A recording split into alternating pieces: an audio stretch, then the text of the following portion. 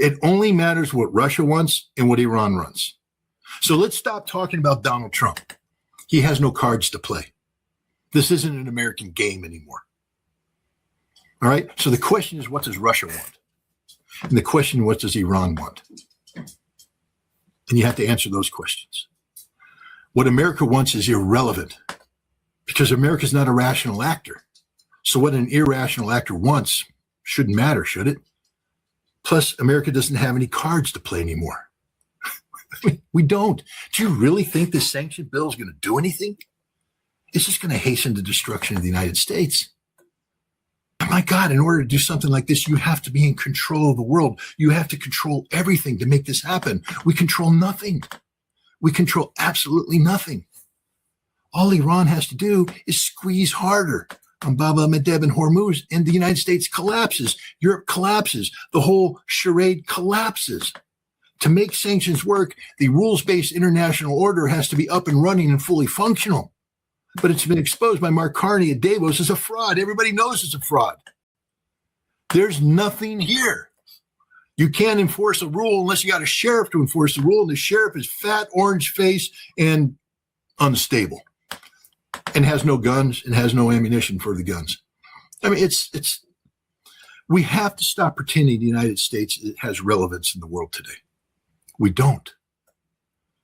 We don't. We're just a declining power. And if we continue to do this stupidity, what we're going to see is the declining is going to become a collapse. Scott Ritter opens with his biggest claim, that the global balance of power has already shifted. Whether you agree or not, this idea becomes the foundation for everything else he argues, from military readiness to sanctions and the future of the international order. And you see, bring everything in. I mean, that's like me going to Las Vegas and saying, watch out, I'm going to bring everything in on this table. I'm going to bring it all in on this next bet. Then I reach in my wallet and pull out $3 because that's all I got. Bring everything in? What does the United States have? You know, there was a time when we could deploy 700,000 troops in a snap of a finger. We did that, Operation Desert Storm. There's another time when we could deploy 200,000 troops in a snap of the finger. We did that, Operation Iraqi Freedom. Actually, it was Iraqi Liberation, but then we realized that spelled oil and nobody wanted to go to war for oil, so we changed it to freedom. Today, nothing. This isn't Bewitched. You know, you don't get to rub your nose and magically forces appear. The reason why we could deploy 700,000 troops in 1990, 1991 is that we had spent the last 2 decades preparing for a major war in Europe, where through Reforge, or Return of Forces to Germany, we were ready to deploy 300,000 troops within 10 days. So we had troops on standby, trained, equipped, ready. We also had a large standing army, 250,000 in Germany with the equipment ready to go to war. So when the time came to divert them, we were able to pull forces out of Germany that were combat ready. We had the lift capacity to do so, and we brought them in, and then we could bring in other forces, marry them up with equipment, because we paid the money and we trained to do this. We were prepared to do this. By 2003, we didn't have that capacity anymore. We had a more limited, reduced capacity, but we're still able to generate 200,000 troops through reduced lift capacity. We're still operating in a benign environment. We landed in a Kuwait port where there's no enemy forces attacking us. We built up forces with no enemy, capability to oppose us, landing on airfields without any intervention. Now we have zero capacity to deploy. It takes 5 months for a U.S. Army Heavy Brigade in Fort Carson, Colorado, to prepare for a peacetime deployment to Poland. 5 months to get their act together, to go through the training, to do the manpower things, to get people in, because it's a peacetime military. People are pregnant, people are on leave, people are in school. Your units are reduced down. You got to build them back up. You got to get them trained. You got to go to a national training center, because we don't have units that are permanently combat ready anymore. We don't. In order to get them ready, we have to send them to the NTC, National Training Center, and beef them up. And then we take them out and we deploy them to Poland for their little 6 or 9 month rotation. 5 months to do that. And that's just one brigade. Imagine if we were trying to send, I don't know, what did the Pentagon tell Trump it would take back in 2020 when they shot down the drone? Trump said he's going to bomb Iran, and then the Pentagon said, don't do it because we have to take the Strait of Hormuz, and it's going to take us about 800,000 to 1.2 million men to do that. We knew what it was back then, and we said we don't have it. It would take us easily 9 months to a year and a half to build up these forces by mobilizing reserves, by training them, and then how do we get them there? General Berger, the Commandant of the Marine Corps, recognized that we couldn't. He said, we're married to a legacy system of amphibious shipping where all the assets go into one ship. And as we approach, the area denial and the anti-shipping missiles capability of Iran sinks everything. There's a reason why our aircraft carriers are operating far away from Iranian shores, because if we get close, we get overwhelmed. And you try and bring in amphibious shipping to Chabahar to offload and project power inland to seize the Strait of Hormuz, which was the 1985 war plan that I was involved in, and it hasn't changed. How do you do that? You can't do it. So when you say the United States is going to bring everything in, we've got nothing to bring. We are literally an empty suit. The emperor is naked, a paper tiger, whatever analogy you want to do. There's not a damn thing we can do, Nima. Nothing. So we should stop pretending that there's something more the United States can do. We brought our air power to bear, and we paid the price. The infrastructure necessary to sustain long-term air combat has been devastated by Iranian counterstrikes. We've run out of long-range precision strike weapons. We're running out of of missile interceptor capability. There's no defense industrial magic out there. This isn't a computer game where you hit a cheat code and click the button and suddenly you build up capabilities. This is reality, and our defense industry is not capable of responding in a timely fashion. So we've blown the bolt. We got nothing left to replace it. And what, we're going to pretend here that Donald Trump's going to be building up resources for a third try? No. It's over. We lost. Game, set, match. And it's time for the United States to recognize this. And it's time for Saudi Arabia and the Gulf Arab nations to also recognize this. If you continue to align with the United States, only bad things are going to happen to you. Ritter begins by challenging one of the biggest assumptions in Washington, that military power can simply be expanded whenever a crisis appears. His argument is that logistics, industrial capacity, and preparation matter more than political promises. Everything else in the interview builds from that claim.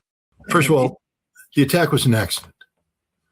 Okay, it was a unfortunate consequence of Zelensky's 25 June declaration of a 40-day drone-based war of influence against Russia, expanding the scope and scale of Ukrainian attacks to bring pain to Russia. And so a decision was made to expand the attacks into the Caspian Sea. And so Ukrainian drones start flying over the Caspian Sea, and they see a ship, and they strike the ship. They didn't know it was an Iranian ship. They just hit it because that's the business they're in. Just, random acts of violence is all the Ukrainian drone campaign is. So they hit the ship. When it turned out it was an Iranian ship, Zelensky, who was back at home having declared this 40-day war, but losing the war, losing everything, no air defense, no nothing, desperate, says, I can turn this into an advantage. So he now claims responsibility. The Iranians have supplied the Russians with drones, he said. What do you think we're going to do? It's a common cause. We want to make common cause with America. And so that's what he did. He hyped it up on his way to the United States. And he got to the White House, and he tried to make that common cause. And the United States said, sit down, shut up. We're not playing that game. We're not expanding our conflict with Iran into Russia for your behalf. And Zelensky crawled away. And right after that, what happened? The Ukrainian Foreign Ministry issues a statement. It was an accident. We didn't mean to hit the ship. We're paying we apologize. We're paying reparations, because the reality is nobody's going to back up Ukraine if they want to go to war against Iran. According to the reports, Iran was preparing a long-range ballistic missile strike package operating out of Tabriz that was going to hit Ukraine quite hard. And Ukraine was going, who's going to come to our assistance? The answer is nobody's coming to your assistance. This is the tragic truth of the situation with Ukraine.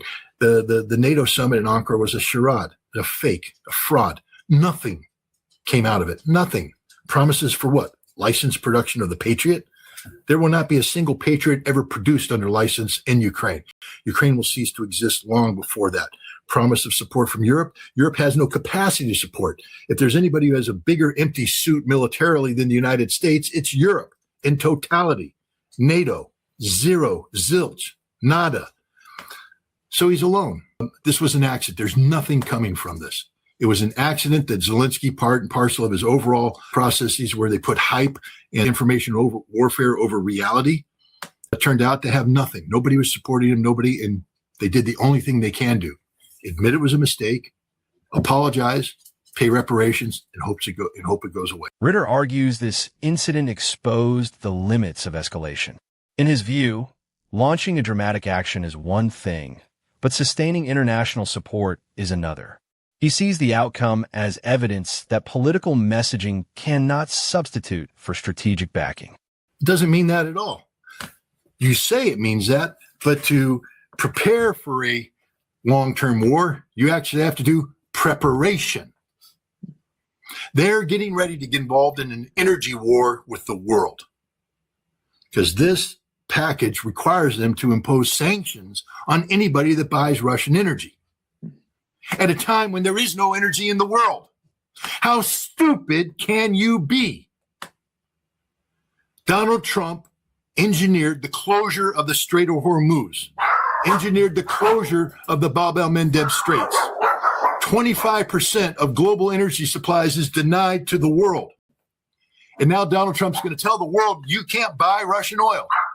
You can't buy Iranian oil. Do you know how stupid they are? What are they going to do? Rely upon the massive U.S. energy stockpile? We don't have any energy. We've sold it down. We got nothing. It's empty. 15 days, I think, is what we got. It's over. This is the dumbest thing in the world. It is a nation committing suicide because politicians don't have the courage to confront reality. This will not succeed. It may pass, but it will fail. And the moment it starts to fail, Trump will exercise the opt-out clause and say, I don't want to do this. I'm not going to impose this because he's going to lose India. He's going to lose China. He's going to lose everybody. He's already lost them, but it's going to become confirmed. And the reality is he can't open up the Strait of Hormuz. He can't open up the Bab el-Mandeb Straits. So it's game, set, match. Please, Congress, please pass this. Pass it, because it will hasten the defeat of this irresponsible hegemon called the United States, and it will expose the absolute insanity of the United States Congress to the American people, and maybe in the midterm elections, we will wipe the slate clean. That's all we can hope for. The conversation shifts from military power to economic leverage. Ritter argues that sanctions and control over energy flows have become the real battleground, and he believes those tools are becoming less effective as more countries look for alternatives. Well, I mean, both Russia and Iran are rational actors, but they both need to achieve outcomes that are best for their respective nations. Russia has defined the ideal outcome in terms of, solving the root causes of the conflict in Ukraine. That's the goals. That's the objective. Russia has not expanded this into, while the United States and NATO are down, we're going to resolve Baltic security. We're going to resolve Arctic security. We're going to deal with NATO. We're going to deal with the United States. No, they say that comes later. But first, we have to solve the Ukrainian problem. We have to get rid of this Ukrainian cancer. And so that sort of limits what Russia at this point in time is willing to do. That's why Russia is not seeking to expand the conflict into Europe, even though they have every justification to do so. Iran, on the other hand, they recognize, I mean, again, it's similar. They want to address the root cause of the problem, but the root cause is the United States. They need the United States out of the Middle East. And so the RIGC has said as much. And so I don't see Iran seeking to limit this conflict. I see Iran seeking to exploit all of the advantages it currently possesses to drive America out of the Middle East. And this is a sad state of affairs because that means that we will be defeated. And remember, war is an extension of politics by other means, and politics is designed by economic realities. So this becomes an economic war. And so I believe that Iran will not only continue to fire missiles when it needs to, but it will continue to squeeze hard in the Strait of Hormuz and Bab el-Mandeb because there's only a finite amount of pain the United States can take before it's compelled to either totally fail or make the changes necessary to make the pain end. Thomas Schelling wrote game theory back in the 1960s. He talked about the power to project pain. Iran almost exclusively possesses that power today when it comes to the Middle East, and that brings about not just deterrence value, but it also brings about the ability to shape events in your favor because they can bring the pain, and other sides can't match the pain, and so there's an imbalance of pain making, and the game is going to be won by Iran. It's going to be a different game than the one Russia's playing. Russia's game is actually inherently containable. But because the United States has made this an existential issue for Iran, Iran will have a different outcomes. And the outcome is the United States must be evicted meaningfully from the Middle East. There can be no more American military power hovering off the shores of Iran. There can be no more Gulf Arab states serving as a forward base for American military power projection into Iran. The United States must be totally removed from the Middle East region. The Gulf Arab states must be totally compliant to the needs, wants, and desires of Iran. Fortunately for them, what Iran wants is peace and prosperity. They just want the area to be stable. They want to be able to sell their oil. They want to be able to market their goods. They want to be able to live in peace. That can never happen if the United States is in the Middle East. Ritter concludes by outlining what he believes are the long-term objectives of Russia and Iran. Rather than focusing only on battlefield events, he frames the conflict as a broader struggle over regional influence, economic pressure, and the future balance of power. These are his forecasts and interpretations of the situation. Do you agree with Scott Ritter, or do you see it differently? Let us know in the comments. And if you enjoy in-depth geopolitical analysis like this, don't forget to subscribe.